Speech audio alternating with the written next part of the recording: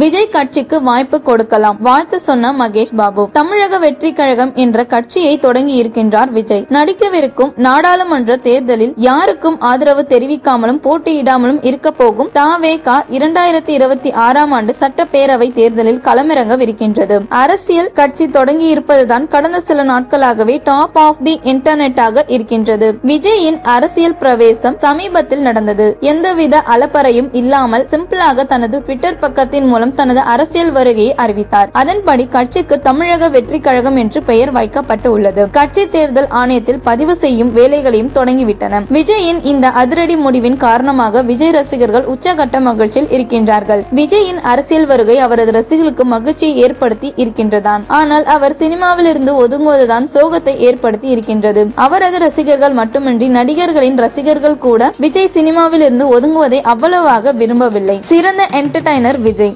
அதற்குள் அவரது ERA முடிவெடுத்து விட்டதா என்று நம்ப முடியாமல் சமூக வலைதளங்களில் கேள்விகள் எழுவதையும் பார்க்க முடிகிறது. நடிகை வாணி போஜன் அது குறித்து கருத்து தெரிவித்து இருக்கின்றார். அவர் கூறுகையில், நடிகர் விஜயின் அரசியல் வருகை நான் மனதார வரவேற்கிறேன். அவருக்கு ஒரு வாய்ப்பு கொடுக்கலாம். அவர் என்ன செய்கிறார் என்பதை பொறுத்திருந்து பார்க்கலாம் என கூறியுள்ளார். மகேஷ் பாபு மற்றும் விஜய் இருவருக்கும் இடையில் ஒரு நல்ல நட்பு இருப்பதை சமீபத்தில் விஜய் நிரூபித்திருந்தார். கிளீன் இந்தியா சேலஞ்சை என்பதை விஜய்க்கு பகிர்ந்தார் மகேஷ் பாபு. உடனடியாக விஜய் தன்னுடைய வீட்டில் செடி நட்டு வைத்து அந்த புகைப்படங்களை வெளியிட்டு மகேஷ் பாபு உடனான நட்பை உறுதிப்படுத்தினார். விஜயின் கட்சிக்கும் தனது வாழ்த்துக்களையும் போனில் தெரிவித்திருப்பதாக சொல்லப்படுகிறது.